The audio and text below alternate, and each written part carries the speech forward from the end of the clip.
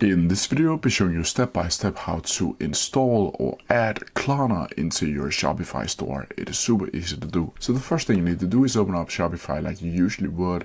Then from here, you need to go into the admin page. Then you need to go down to the menu where you see apps down here in the menu, and then you can click add down here, and this page should be popping up.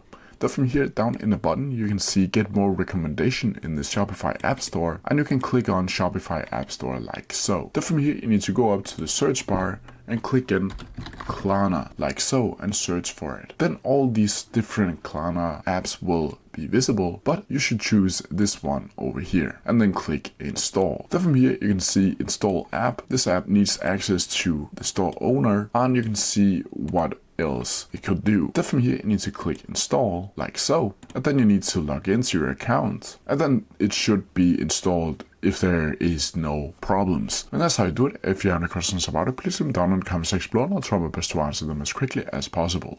See ya!